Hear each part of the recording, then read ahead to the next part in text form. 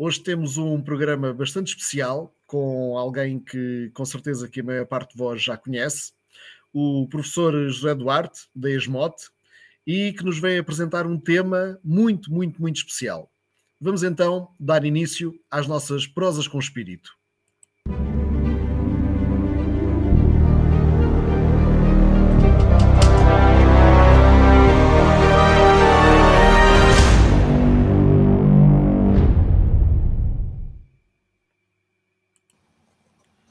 Professor Duarte, seja bem-vindo de novo. É uma honra e de uma gratidão muito grande tê-lo aqui. Então, hoje traz-nos um tema extremamente importante, sobretudo para cada vez mais os dias que correm, que é precisamente esse tema da autorrealização. Eu acredito que o ser, desde que é ser e desde que se sente ser e sabe que é ser humano, tentou sempre almejar aquilo que seria o seu melhor estado de ser aqui no planeta, portanto, autorrealizar-se. Mas a autorrealização ao longo dos tempos sempre foi algo extremamente complicado. Tal e qual como nós falávamos na nossa primeira live, por vezes as pessoas passam a vida inteira a fazer aquilo que não gostam e não gostam daquilo que fazem. E então, na sua perspectiva, e já tem vários textos escritos sobre o assunto, o que é a autorrealização? Ora, como você disse muito bem, o ser humano, desde que começou a ter consciência de que havia um poder superior a ele, quando começou a manifestarem-se coisas à volta dele que ele não sabia explicar, e que teve de fazer um processo de perceber que possivelmente haveria um poder que o transcendia, que começou a pensar que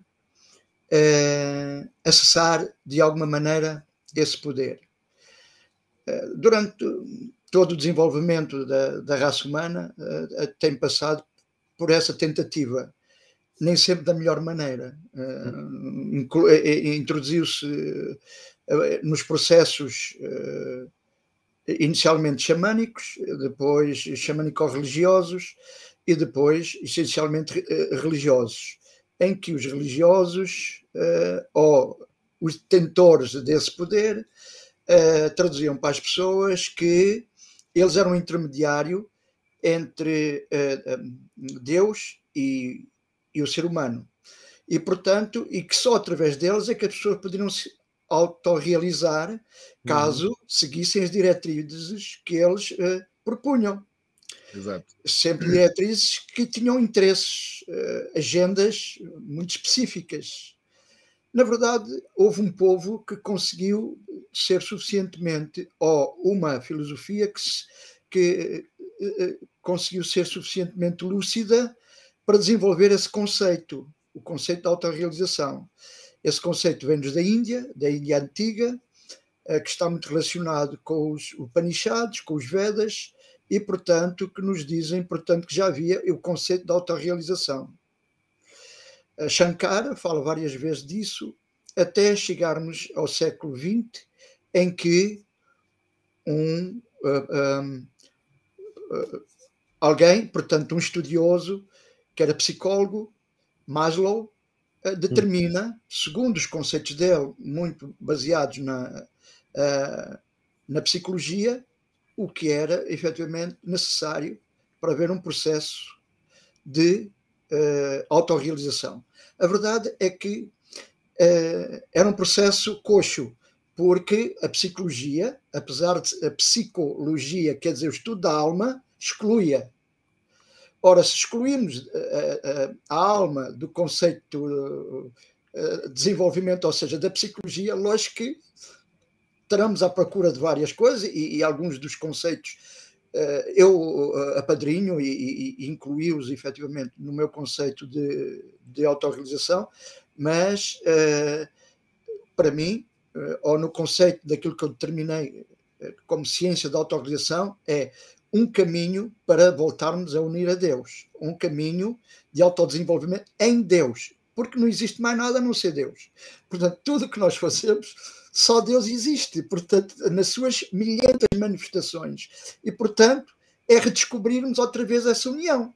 É voltarmos, já que o yoga se diz união, então a verdadeira união é a autorrealização, realizarmos em Deus, num processo de desenvolvimento, em que, perante o estado em que nós estamos de alienação, atualmente eu chamo isto nos meus vários livros, e no livro que foi o primeiro que eu escrevi, que chama-se Os 7 Passos para uma Amizade com Deus, em que determino que efetivamente nós estamos, ou anuncio que nós estamos num processo de alienação, num sonho alienado.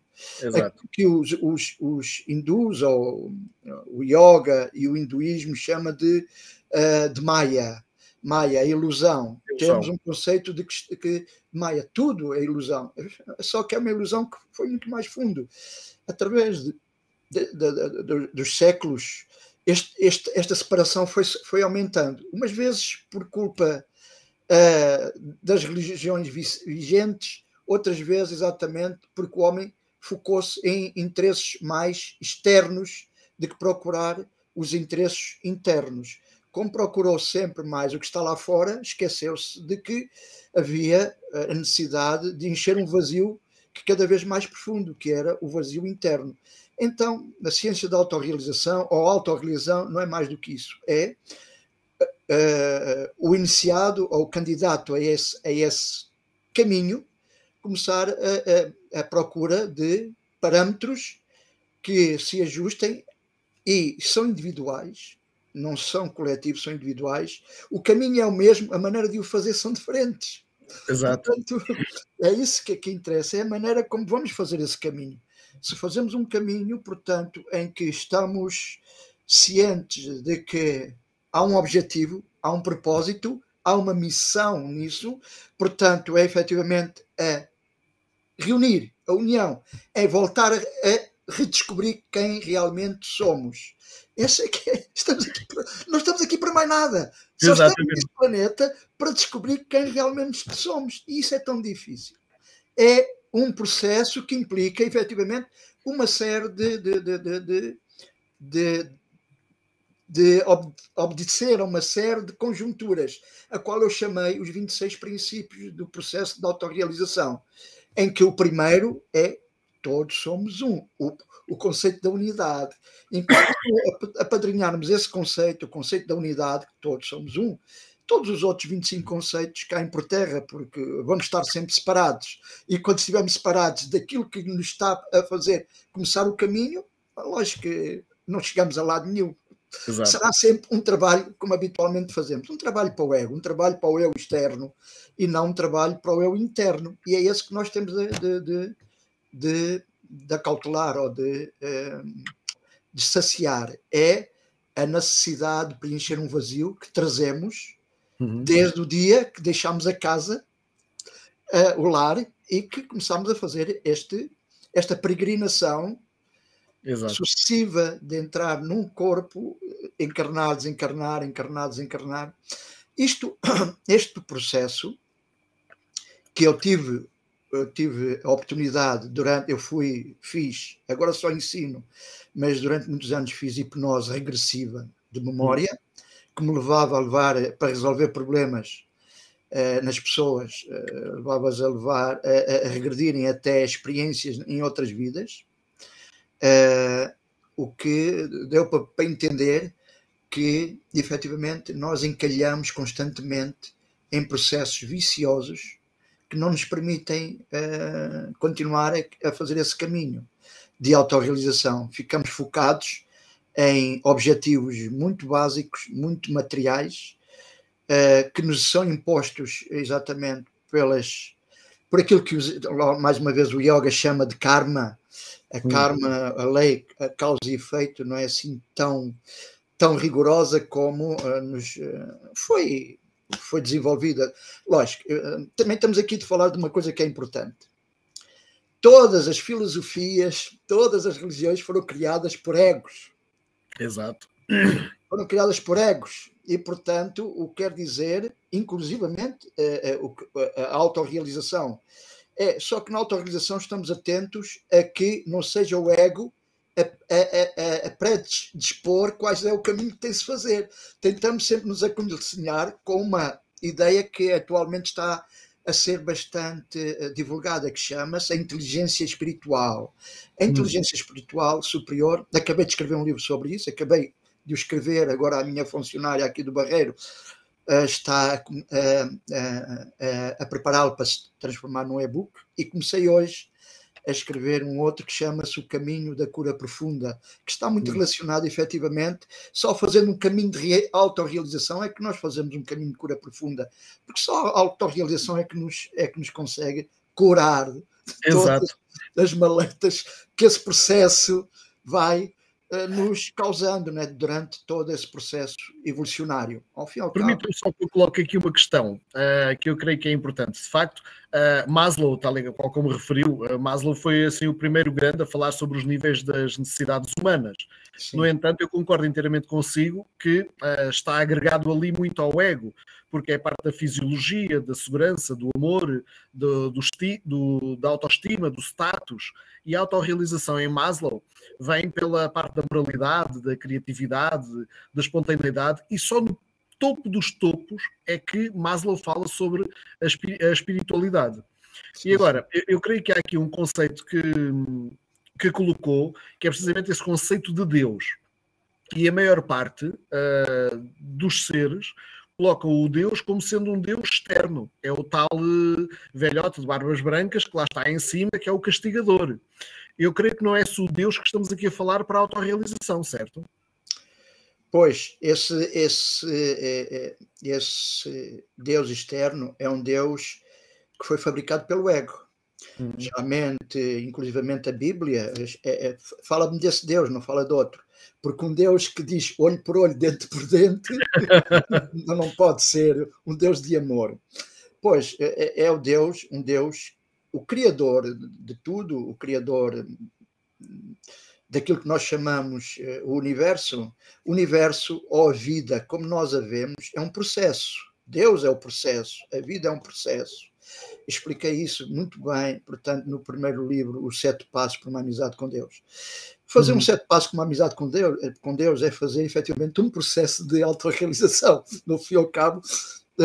Agora, quem é essa imagem que nós criamos, que as religiões criaram, concretamente, o conceito de Deus ocidental ou das religiões oficiais não é o conceito de Deus, por exemplo, do yoga, dos Upanishads, dos Vedas. É um Deus, portanto, que foi estruturado por um ego, que está, de certa maneira, esclerosado. E, portanto, tem de dar ao conceito de Deus as suas próprias qualidades. E, portanto, nós passamos a conhecer um Deus exatamente mais parecido com o ego do que qualquer coisa divina. É um antropomorfismo. Tem parâmetros muito limitados de coisa. Deus não tem limites. Deus é por amor, não tem limites. Deus portanto, aquilo que no taoísmo se diz o todo. A manifestação, pura e simplesmente, da vida. Agora, como nós vivemos a vida, cada um de nós, é um processo que é muito individual e é muito egoico, porque nós, efetivamente, quando eu há bocadinho falei do eu externo, o eu externo identifica-se com o ego. Eu tenho e estou atualmente a lecionar um primeiro curso da TEAM. A TEAM tem um livro que divulgou que chama-se Só tem supergenes quem quer. Eu, nesse livro, explico, e os praticantes já começam, que estão a fazer, um grupo que está experimental, que nós temos, efetivamente, 12 hélices de ADN. O nosso ADN é só dupla hélice. E que temos alguns aspectos, algumas hélices, que efetivamente estão relacionadas, efetivamente, com todo esse processo, que seja, inclusivamente, com Deus. Inclusivamente tem um título de um dos livros que chama, portanto, Deus é quântico e está no nosso ADN. Ou quer dizer que, efetivamente, o nosso ADN, Deus está no nosso ADN, porque Deus é tudo, não podia estar separado de nós. Nós é que temos sempre o conceito, mesmo muita gente que está muito espiritualizada, ou que se diz espiritualizada, de que tem uma relação de separação de Deus. Portanto, nunca percebem que mesmo quando pensam, parte do pensamento de Deus está na mente de Deus. Nunca, o pensamento deles nunca pode estar separado do pensamento de Deus. Estamos sempre, porque somos, efetivamente, uma representação de Deus. Eu costumo dizer aos meus pacientes, ou dizia mais aos meus pacientes quando fazia as regressões a vidas passadas, que, efetivamente, nós estávamos na linha da frente, ou seja, em determinada altura, nós decidimos, nós que estamos neste planeta, principalmente os que estamos neste planeta, decidimos fazer uma experiência na matéria. E quando decidimos, e isto lá vão milhões de anos, quando decidimos, esquecemos de quem nós realmente éramos. Efetivamente, cada vez que nós voltamos, quando voltamos para lá, nem quando voltamos neste momento, e eu sou um admirador do Chico Xavier. Chico Xavier era um espírita que principalmente era um psicografista, que psicografava mensagens que vinham lá do outro lado, que deu aso a um filme, um livro e um filme muito interessante que chama-se O Nosso Lar. Esse Nosso Lar é uma representação, efetivamente, de um aspecto de quando nós não estamos no corpo físico. Conta a história de alguém, portanto, um médico, André Luiz, que estava, portanto, que é médico, que desencarnou e, portanto, morreu numa operação e que depois, durante uns tempos, esteve no limbo. Isso é um conceito espírita, portanto, mas é aceitável. E todos podem aceder a esse filme, porque ele é um conceito brasileiro. Ajuda desse, diga? Os hospitais desse. Ora bem, quando pergunto, eu passei, às vezes passava esse filme e no final perguntava aos alunos o que é que tinham concluído. A conclusão era sempre, vamos para esses sítios que é para depois nos prepararmos para voltar a reencarnar. Disse, correto. É o que está errado, é isso. Não é para nos elevarmos, é para voltarmos a entrar na matéria e repetirmos sucessivamente, iludidos pela matéria, as mesmas falhas, as mesmas situações, as mesmas ações e os mesmos comportamentos, ou seja, criando cada vez mais karma. Ou seja, em vez de queimarmos karma, porque temos consciência, vamos aumentando o karma. Eu sou um apologista, portanto, de que nós, no Ocidente, somos os faníacos do sucesso. Temos de ter sucesso a todo custo. A sociedade impõe-nos isso. E a autorrealização é sucesso, mas é um sucesso não virado para o externo, mas para o interno. É essa a diferença. É porque ser autorrealizado... Eu nunca consegui, por muitas bibliografias que li, nunca vi um indivíduo que tivesse muito bem sucedido na vida, que tivesse tido muita autorrealização, que estivesse satisfeito. Porque essa autorrealização, por muito boa que seja, por muito valor material que nos dê, muito prestígio, muito nome, muito protagonismo, deixa sempre o mesmo vazio. Vão continuar à procura de mais, porque o que eles estão à procura não é verdadeiramente da verdade, estão à procura, efetivamente, de preencher algo que não se consegue preencher com valores materiais. Certo. E agora, mas já viu que é interessante, é que quando nós estamos à procura de uma autorrealização interna, todos os valores materiais também são contemplados. É que a maior parte das pessoas não conseguem perceber isso. Não percebem. Porquê? Porque sempre lhes foi dito que ser espiritual e ser próspero, e para nós prosperidade é ter sempre muito dinheiro, muita riqueza, era inconciliável. Pelo contrário. Deus põe sempre à nossa disposição tudo. Deus nunca nos tira, só nos dá. Ora, se nós estamos num processo de desenvolvimento, e aí é que nos pode levar à autorrealização, a iniciarmos um processo de autorrealização, é inerente que o nosso conceito de co-criador está acoplado. E um co-criador, o que é? É alguém que consegue criar tudo o que deseja nesta vida, tendo consciência que não está a criar sozinho. Co-criador. O criador que permite co-criar. Porque nós podemos criar tudo o que quisermos na nossa vida se tivermos consciência que temos essa capacidade que nos foi dada inerentemente pela estatuto que temos. Quando sabemos isso, isso é uma realidade fazer mesmo. um processo espiritual, podemos ter tudo o que desejamos desta vida material. Não precisamos abdicar de nada. Só temos consciência que há limites. Que a ambição é um dos limites que não devemos ter.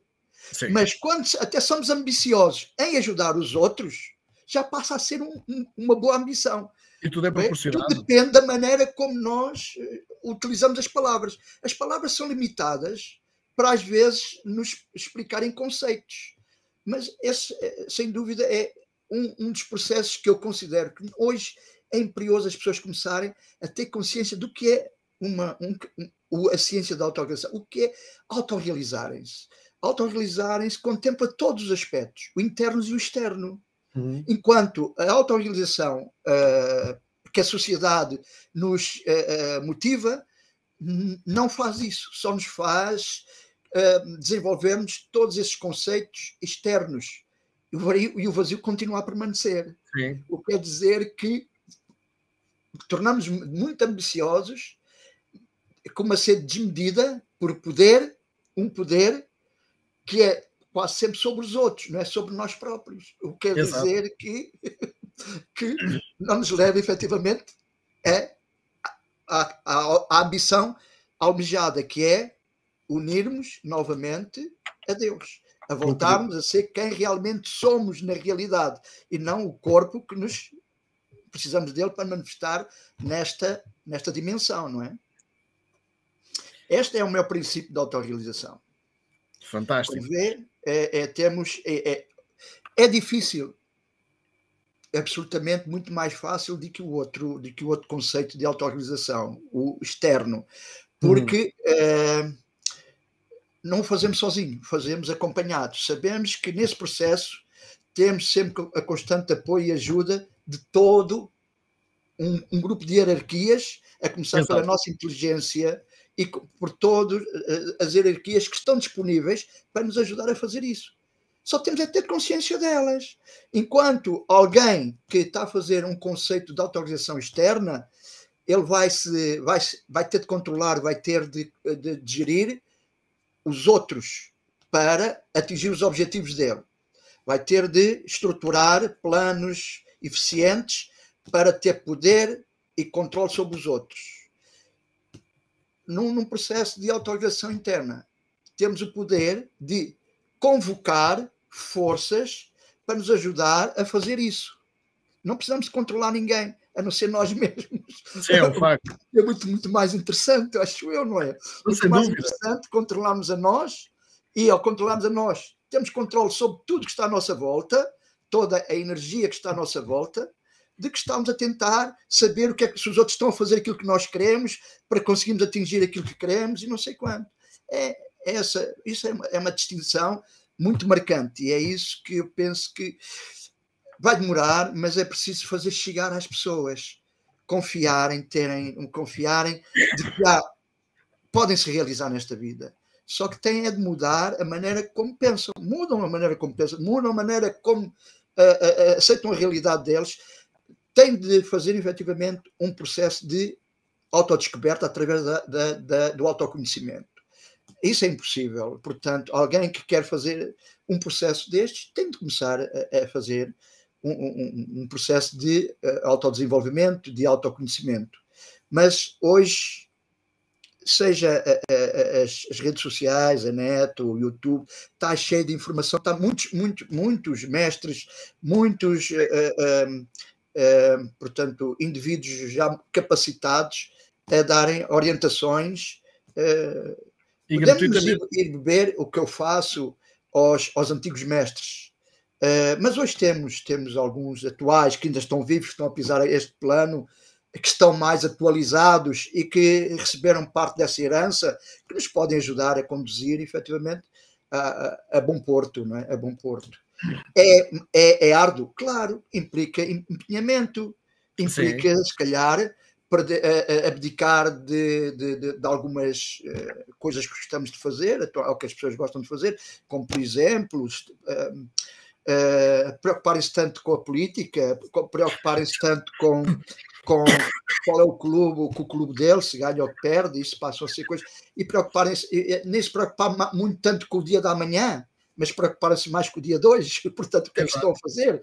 Porque é hoje que se prepara o amanhã. Se hoje for bem preparado, se hoje estivermos a fazer uma boa planificação para hoje, ela vai se manifestar amanhã. Agora, se eu estou preocupado com o que é que me vai acontecer amanhã, já foste. Portanto, porquê? Porque é hoje que tens de te preocupar com isso. É hoje que tens de procurar o conhecimento. É hoje que tens de procurar as ferramentas para os fazer. Eu, em parte, ajudou muito a perceber, quando juntei àquilo que eu chamo a nova espiritualidade, alguns conceitos de PNL. A PNL ajuda-nos a perceber os nossos mecanismos, atualmente os nossos mecanismos de raciocínio, os nossos, chamemos assim, os nossos programas. Exato. E perceber que muita gente, por estar com uma programação tão alienada, é-lhes difícil romper o processo, é-lhes difícil desmarcarem-se, conseguir. Eles tentam, mas os programas antigos, e mais que podemos dizer assim, até os pensamentos ou as crenças sabotadoras, vão-nos fazer voltar outra vez ao mesmo. É preciso, sem dúvida. Hoje, nos dias, com as tecnologias que hoje já temos, com as ofertas de alienação que estamos a receber diariamente, é preciso, efetivamente, estarmos predispostos e predispostos a fazer esse processo, esse percurso. Mas é compensador.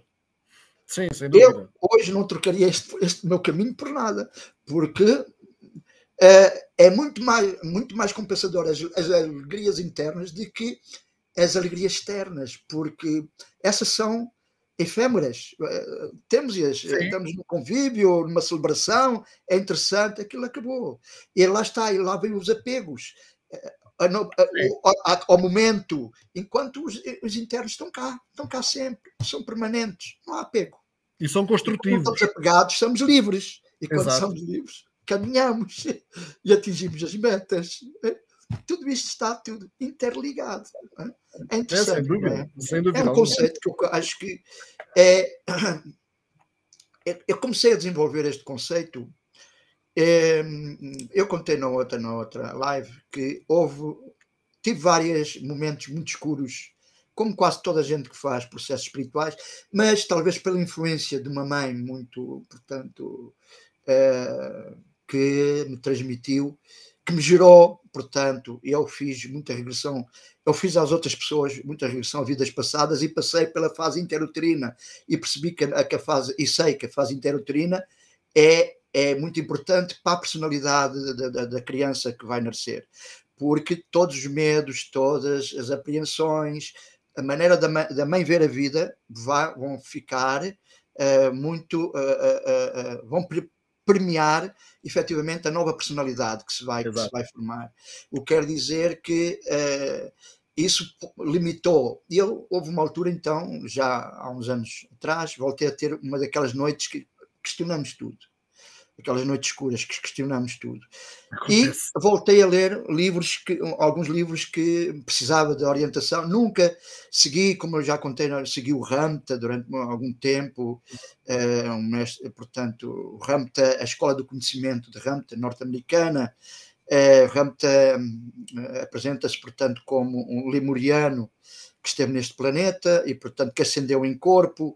E, portanto, a escola dele é muito poderosa e abriu-me, portanto, a visão para muita coisa. Mas voltando aos livros, voltei aos livros de Conversas com Deus. Sim. E essa nova leitura, é que a maior parte das pessoas, tal como às vezes me aconteceu a mim e acontece, é que a maior parte das pessoas leem os livros, fazem uma leitura. Tenho um aluno muito próximo, até ajudou-me a fazer algumas capas de livros e é que me trata quase todo da minha informática, porque ele tem várias licenciaturas. Ele lê centenas de livros por mês. Eu disse, pois, ler é uma coisa, estudar é outra. Quando peguei no Conversas com Deus e comecei a estudá-la, a sublinhar, a repassar, tirar apontamentos, comecei a perceber que havia ali muita informação que nós descartamos. Por isso é que eu disse que o Donald Walsh, para mim, é um dos mestres vivos que, neste momento, que devem ser seguidos, porque ele teve processo, como todos os problemas, teve as suas noites escuras e chegou a uma altura que conseguiu começar a entrar a utilizar a sua inteligência espiritual superior e começou a entrar, portanto, num outro nível de conhecimento. E falava muito, logo no primeiro livro, falava muito da autorrealização. Eu bebi aquilo várias vezes, volta e meia, sublinhava. Inclusivamente hoje aqui em cima da minha secretária, tenho, porque como estou a começar a escrever sobre a cura profunda, consulto exatamente para falar sobre a autorrealização. Quer dizer que e lógico que a autorrealização, como é exposta nesse livro, o Conversas com Deus, o primeiro volume, é muito diferente do que aquilo que o Yoga ou os Upanishads ou o Vedanta, que é aí que é onde vamos encontrar no Vedanta não é? O Vedanta forte, aí é que encontramos mesmo o conceito de autorrealização. E é interessante que no Vedanta nós dizemos assim, começamos a dizer, bem, para tu saberes quem és, tens primeiro de saber quem não és. Quem não és. Exato. Eu não sou isto, eu não sou aquilo, eu não sou aquilo outro. Bem, quando descartares tudo, então há de chegar à conclusão, afinal, quem és? Se não és nada daquilo que estás a ver, então deve ser outra coisa. É verdade, é isso. Mas aí o conceito de autorrealização está bastante bem definido, mais que em qualquer um no Vedanta. E, efetivamente, esta autorrealização, ou como eu comecei, portanto, a estruturar, foi inspirada na Conversas com Deus e é completamente diferente. Põe o protagonismo em nós e na nossa relação com, efetivamente, com o Criador, com aquele que, efetivamente, estamos a representar ou estamos a manifestar. Porque nós manifestamos Deus sempre que temos uma ideia que fazemos alguma coisa, seja boa, classificada como boa ou má, efetivamente é uma manifestação. O universo, Deus está a aprender através de nós. Exato. Deus está sempre a aprender através de nós. Portanto, é quando eu dizia há bocado, como disse há bocadinho, dizia aos meus pacientes, nós estamos na linha da frente, estamos a experimentar o universo, aprende através da nossa experiência. O universo, ou seja, Deus aprende através dos nossos sentimentos, das nossas sensações, da maneira como vê. Por isso é que cada um de nós é único neste planeta. Não há, mesmo os irmãos gêmeos vitalinos são diferentes, são ligeiramente diferentes. E podem ser muito se forem separados, mas são ligeiramente diferentes. O que quer dizer que a maneira como cada um de nós vive, aquilo que nós chamamos de vida, o processo de vida, é distinto.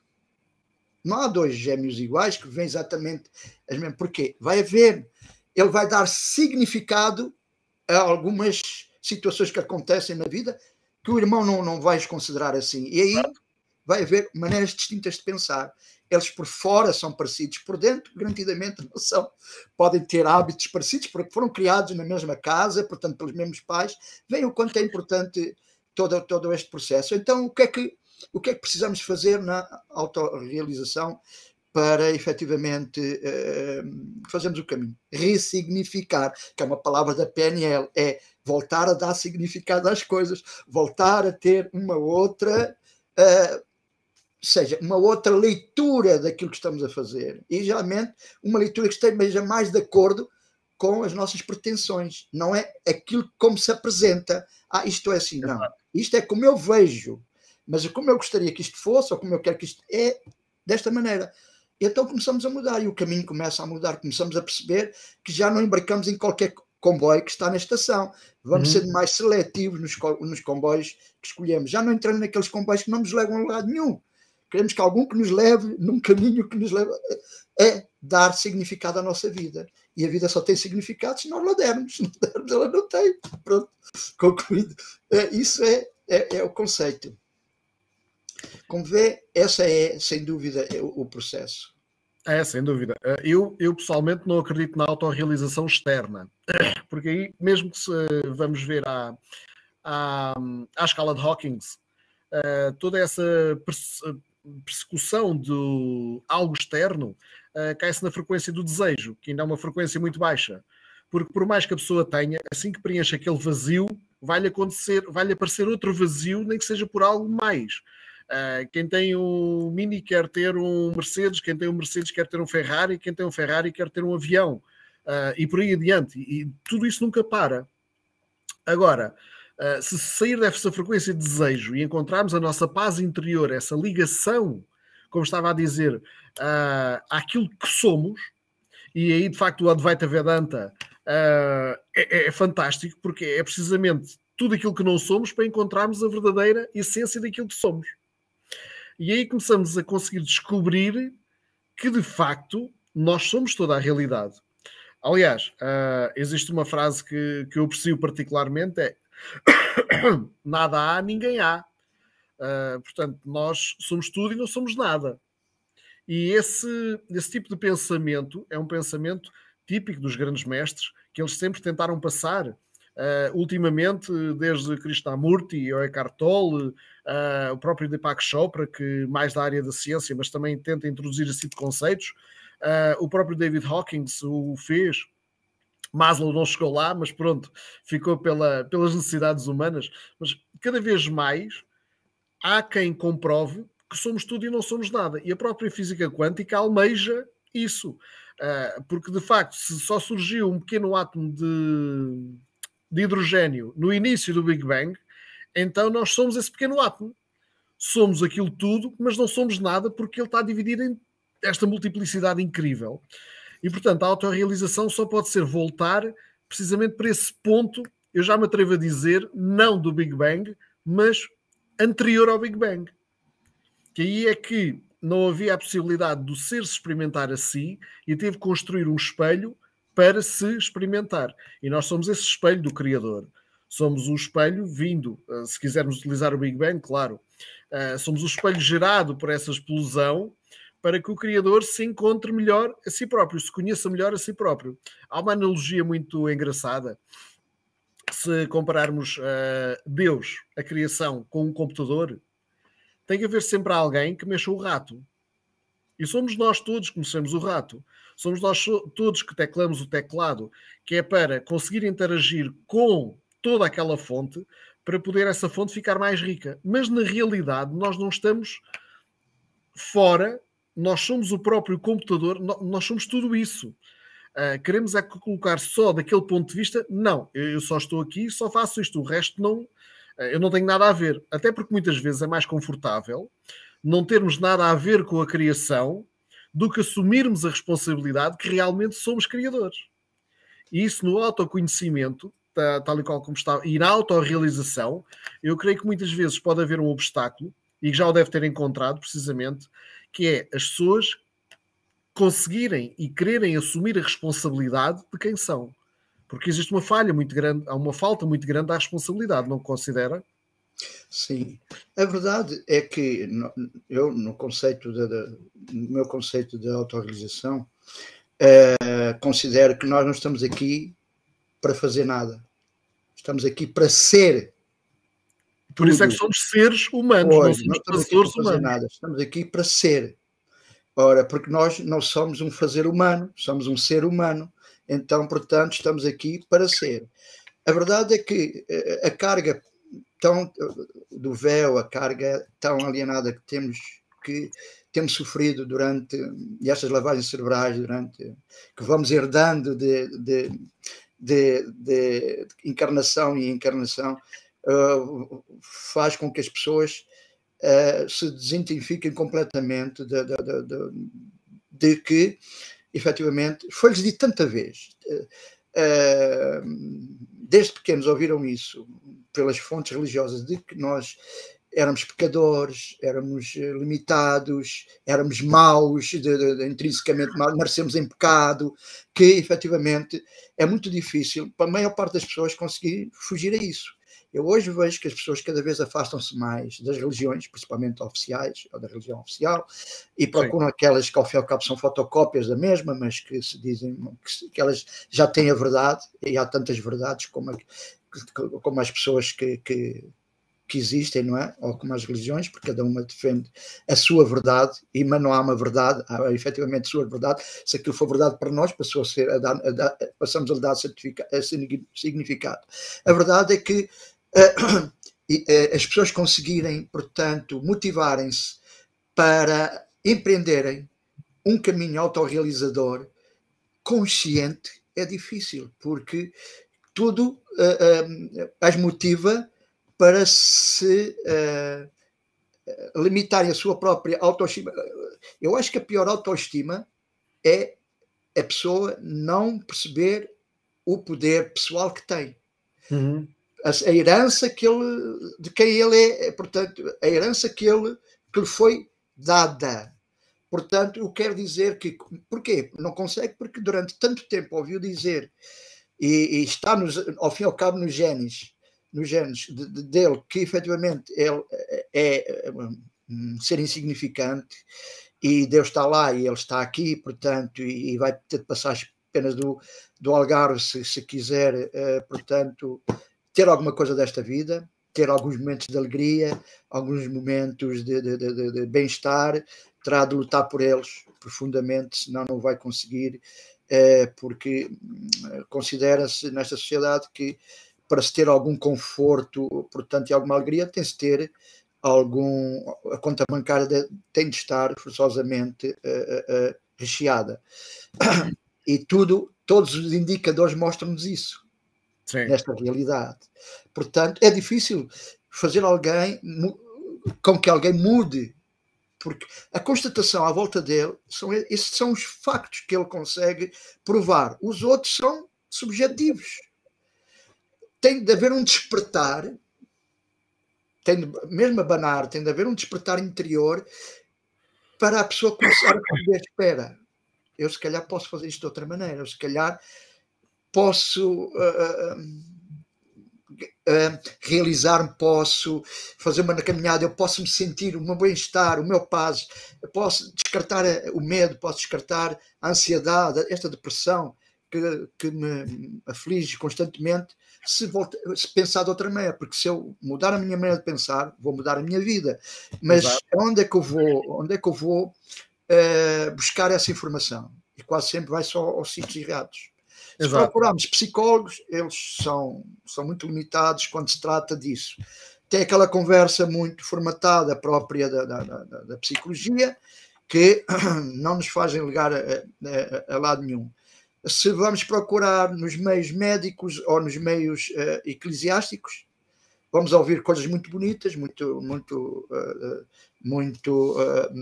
comoventes, tais como o bem e o mal e a recompensa, mas também não vamos chegar a lado nenhum. Então, quer dizer que quase sempre tem-se de dizer à pessoa, a pessoa tem de perceber que o caminho que ele tem de fazer é interior, que qualquer caminho que aponte no sentido externo nunca o vai satisfazer completamente.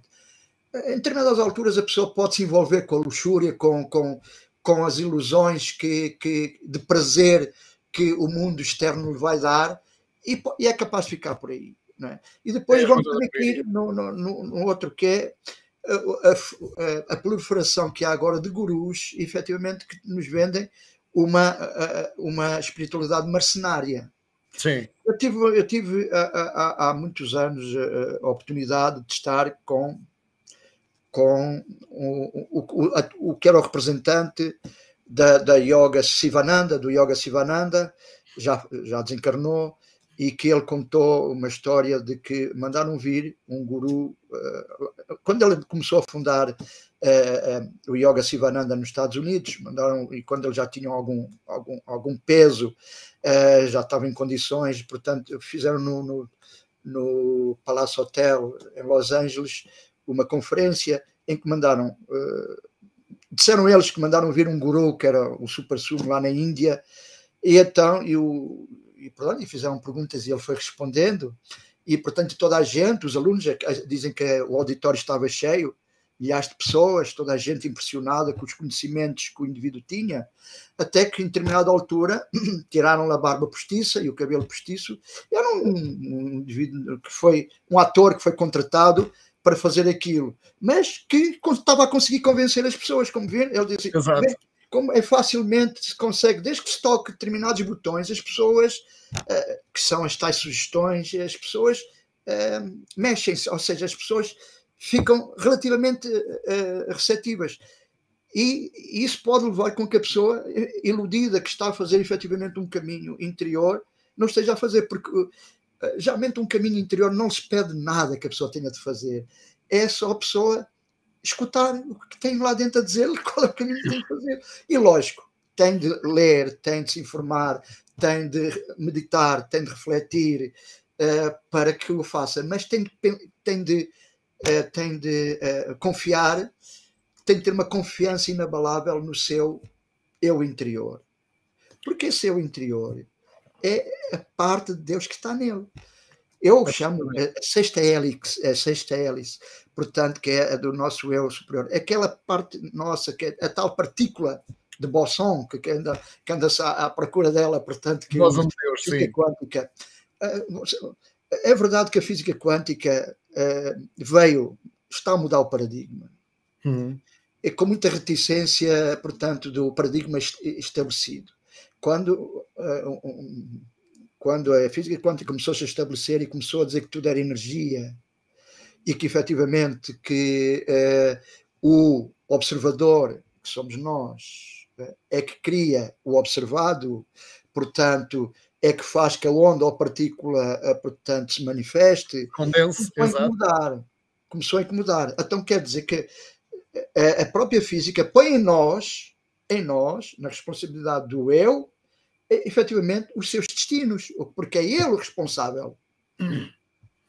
Isso é muito importante. E isso, vamos voltar àquilo que comentou, é que a pessoa não quer ser responsável de nada. Exato. A pessoa quer ser vítima, não responsável.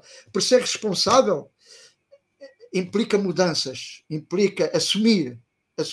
E ser vítima implica acusar. Exato, que é mais fácil. Os infortúnios da vida dele pode apontar.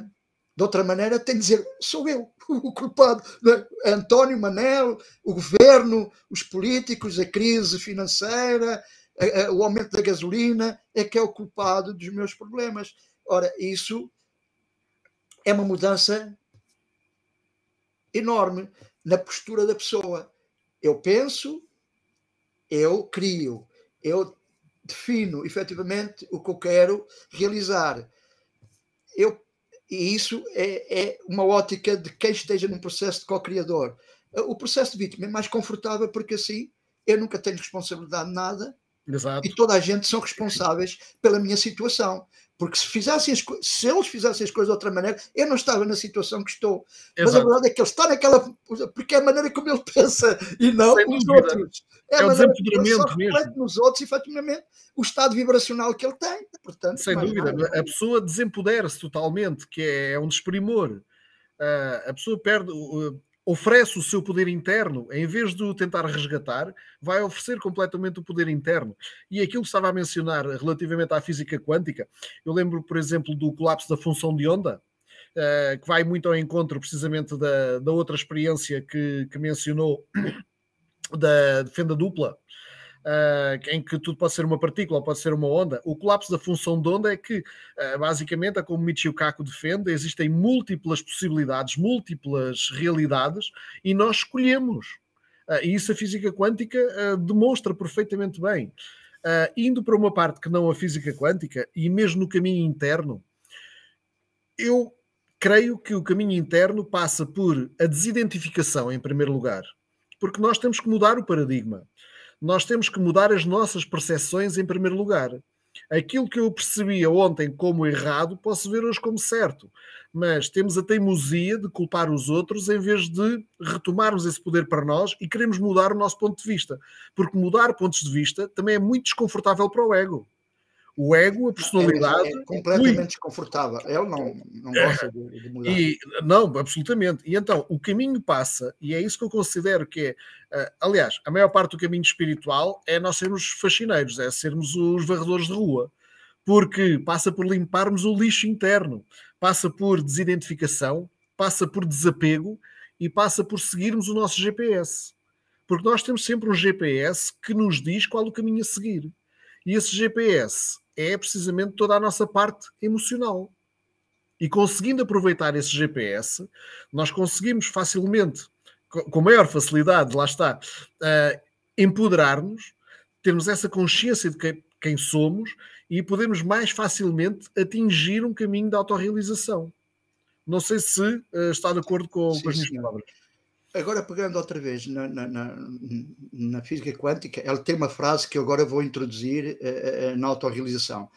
Então, nós podemos dizer, utilizando um chavão da física quântica atual, é que quando no caminho da autorrealização põe-se à nossa disposição infinitas possibilidades, que é o que a física quântica hoje diz, que o observador pode criar infinitas possibilidades. Precisamente. Então, a realidade é o somatório de infinitas possibilidades. Nós é que escolhemos. E a verdade é que essas pessoas quase sempre estão a escolher, as pessoas que se prendem a este mundo ilusório, considerando que essa é a realidade última, estão-se a prender a recusarem-se a usarem o seu poder pessoal para criarem infinitas possibilidades na sua vida. Exato.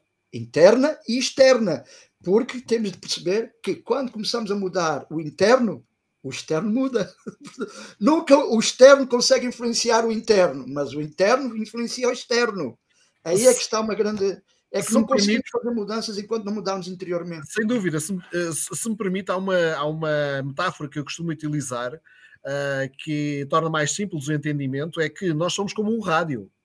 E existem múltiplas frequências por aí. Existem múltiplas estações de rádio. Nós só vamos sintonizar aquela que queremos.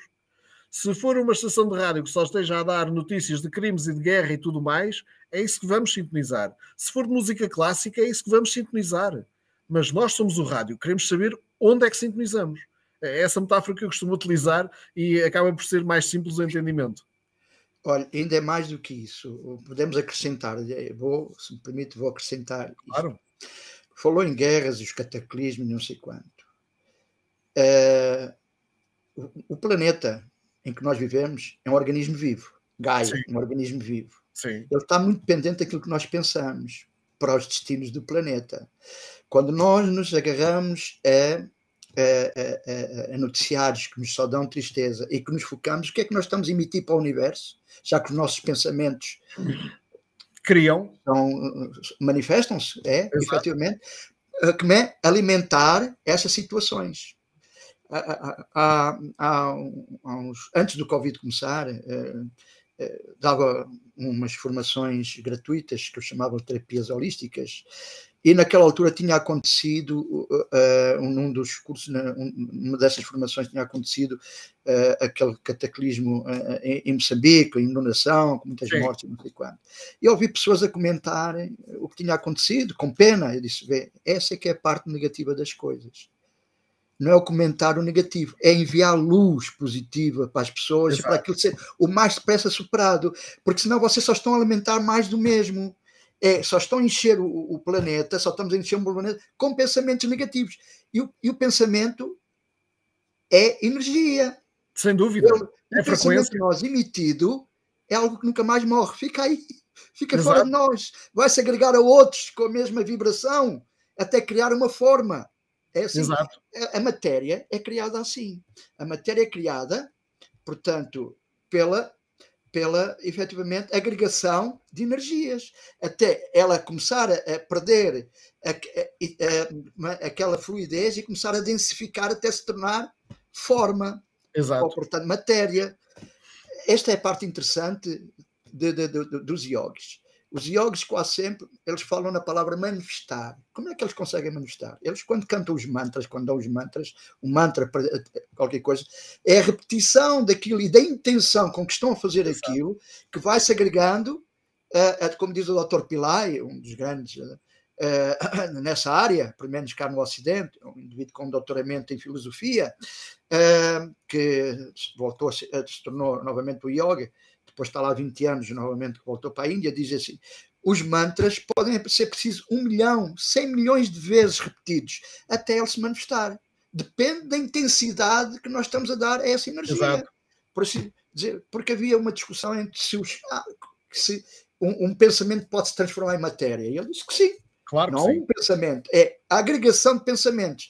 Então veja, se toda uma comunidade estiver a pensar negativamente, como é que aquela comunidade vive? Negativamente. Exato. É isso que eles estão a mandar para o exterior e é isso que vai para a consciência coletiva que nos orienta. Vê, há uma consciência coletiva. Já o Jung, quando começou a falar da consciência, o subconsciente, coletivo, efetivamente ele já estava certo. Efetivamente há um subconsciente coletivo e há uma consciência coletiva que geralmente é manipulada pelos órgãos de poder para exatamente através dos tais noticiários e de outras formas para criarem a opinião pública. O que é a opinião pública? Consciência coletiva. Exato. É um grupo que vai... Está todos de acordo com um determinado ponto de vista. E, portanto, a nossa consciência coletiva é baseada, efetivamente, na escassez.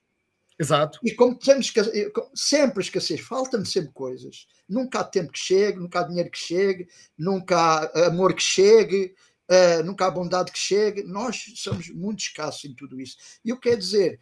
Só começamos a perceber que não precisamos viver em escassez quando começamos a fazer um trabalho interior, que tudo que achávamos que estava escasso, já cá está. Porque nós temos tudo. Porque tudo está em nós. Nunca está nada lá fora.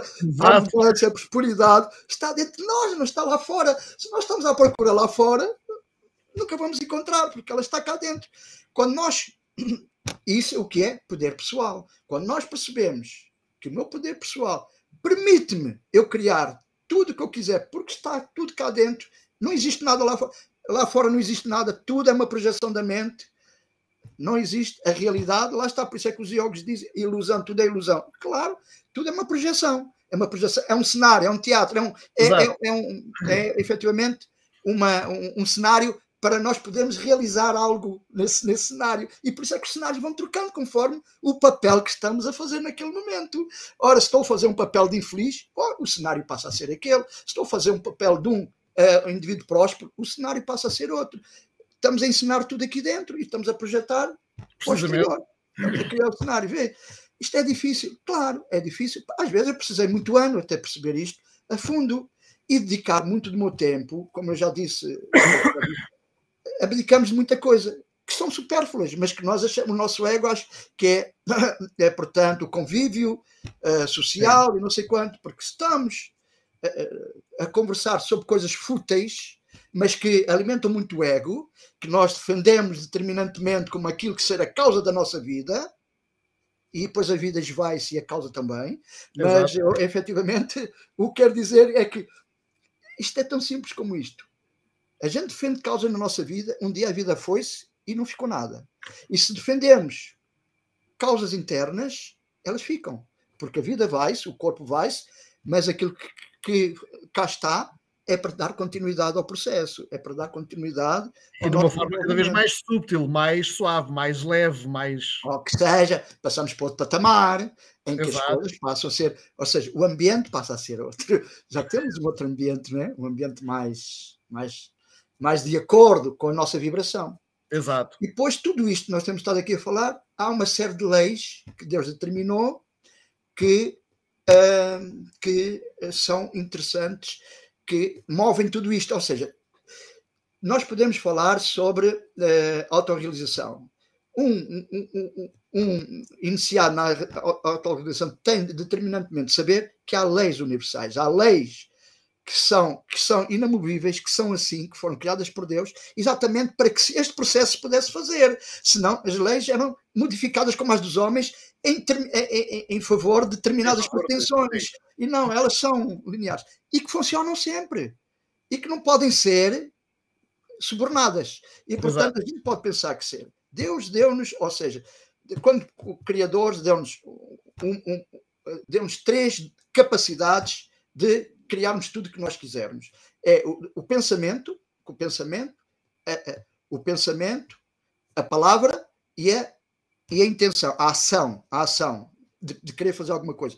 Quando estamos detentores disso, não há nada que nós no planeta não possamos fazer que esteja de acordo com determinados parâmetros universais. Exato. Ora bem, isso é importante, claro que é importante. É que tirava logo da maior parte, a crença da maior parte das pessoas, de que elas não podem realizar o que quiserem na vida delas. Isto para mim, hoje, com os conhecimentos que tenho adquirido e com este escrever e ter de refletir sobre as coisas, tenho de dizer que é triste, é confrangedor perceber que todos nós temos um potencial e que não o cultivamos, porque não sabemos, não o cultivamos, e como não o cultivamos, não tiramos, efetivamente, chamemos resultado desse... Já viu o que era se todos nós numa altura para outra, ou uma grande maioria, ou uma porção começasse a perceber que o potencial está cá dentro, nada está lá fora, e é conforme eu usar o meu potencial num caminho mais assertivo, mais de acordo com determinadas pretensões, eu realizava-me completamente, ou pelo menos determinadas metas para esta vida, determinados propósitos eram concluídos, porque aqueles apegos a gente começava a descartar, as pessoas começavam a descartar porque começavam a ver que eram efêmeras, que não tinham verdadeiramente consistência, era uma ilusão, portanto só preenchia o ego. Eu sei que o ego ia esbrajar, mas paciência, temos pena, como se costuma dizer, né? Temos pena. É assim. Mas eu tenho esperança que não só os meus livros e que muita gente, cada vez mais, e eu tenho-me apercebido que as pessoas vão estando mais conscientes, tal como eu tenho evoluído. Há muita gente que tem feito, nestas últimas décadas, como o próprio Jorge e todos os outros, temos feito um processo de desenvolvimento. Alguns mais rápido, outros mais lento, e começo, inclusivamente, com contacto com muita gente, portanto, não pacientes, mas alunos, começo a perceber que vão aparecendo cada vez mais pessoas ávidas de começarem a fazer um caminho. Às vezes não sabem para onde começar.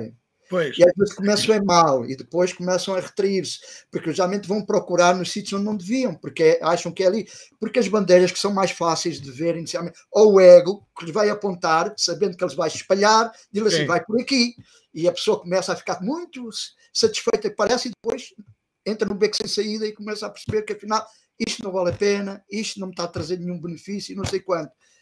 Rasteiras do ego.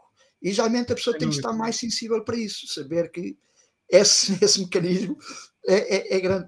Temos outro que a gente não usa com tanta facilidade, que é o livre-arbítrio.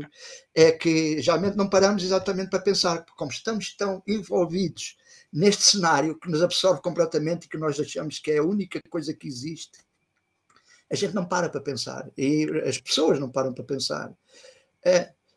E isso leva-as efetivamente a passarem uma vidas tristes, não se realizando, sempre preocupadas com... E a palavra preocupação é uma palavra bastante interessante. Li na conversa, e nunca mais esqueci disto, nas conversas com Deus, uma frase que dizia assim: aquele indivíduo que se mantém sempre preocupado é porque não sabe a relação que tem comigo. Com Deus, neste caso. Não sabe a relação que tem. Alguém que tem uma relação direta com Deus vai se preocupar com o quê? Com o que é que precisa de se preocupar? Nada. Mas isso é tudo. Isto é tudo cenários. Você não está cá para servir cenários, está para cá para se realizar. São coisas completamente diferentes, está cá para se realizar. Isto não existe, só existe Deus. Lógico, Deus projetou isto exatamente para nós termos algo para nos... Porque estamos lá do outro lado, eu costumo dizer, até escrevi isso em mais do que um livro, o livro que tem a ver com este, os 7 Passos para uma Amizade com Deus, e outro, que estava a ver se me lembrar o nome, já são tantos, não é? E agora, acabei mais um, já estou a começar outro, e às vezes os títulos já começam, mas eu estava a dizer que há dois ambientes, ou há dois estados, portanto é o estado sublime, é aquele quando estamos do outro lado, e ao estado, portanto, que é limitado, que é relativo, que é este. Este nós vivemos no mundo da... Einstein tinha razão, vivemos no mundo da relatividade. Tudo aqui é relativo. É relativo à maneira como nós vemos as coisas. É relativo, não é? É assim. E isto é algumas dos parâmetros. Como vê, a ciência da autorrealização, quando começamos a desenvolver no processo da autorrealização, um horizonte ilimitado de possibilidades. A questão é: estou decididamente interessado em fazer esse caminho ou vou adiar, que é o que a maior parte das pessoas faz. Agora não é o momento. Este não é o momento. Para o ano, quando tiver melhores condições, e assim vai. Sim. E a vida vai passando, e assim vai, porque nós estamos sempre à espera que amanhã seja melhor do que hoje. Mas somos nós que fazemos o amanhã, ele não vai ser melhor porque não mudamos os pensamentos e, como tal, vamos ter mais do mesmo. Sim, aliás, adiantar significa apenas atrasarmos as coisas. A palavra é muito bonita, mas adiantarmos para amanhã só estamos a atrasar tudo.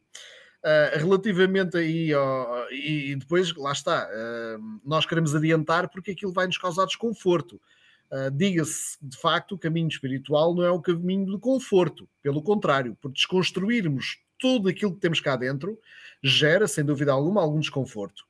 É sair da zona de conforto. É sair da zona de conforto. Sim, absolutamente. Quem é que sustenta essa zona de conforto? O ego, ou o nosso eu externo. Claro, e lógico que ele quer tudo menos isso. Sim, que nós comecemos um processo e, portanto, ele vai acionar todos os recursos para...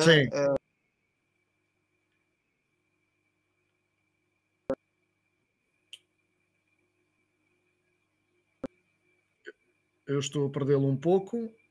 Há aqui qualquer situação com a ligação da internet.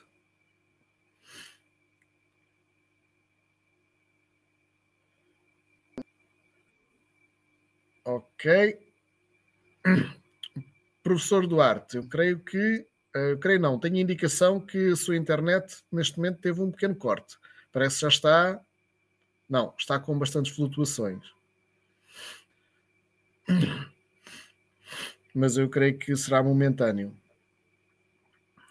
Eu, entretanto, vou aproveitando para dizer, relativamente à preocupação que estávamos a falar, essa preocupação, preocupar em si é um estado da mente, mas se formos observar bem, preocupação é pré-ocupação. Estamos a pré-ocupar com algo que nunca sucedeu e muito provavelmente nem se irá suceder.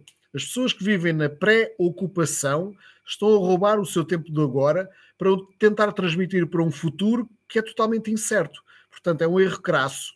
Eu não sei se já está com som, porque eu aqui não tenho o seu som. Não consigo escutá-lo. Professor José Duarte, gratidão por ter estado connosco. Gratidão, já chegámos ao fim do nosso tempo e vemos em breve numa outra oportunidade.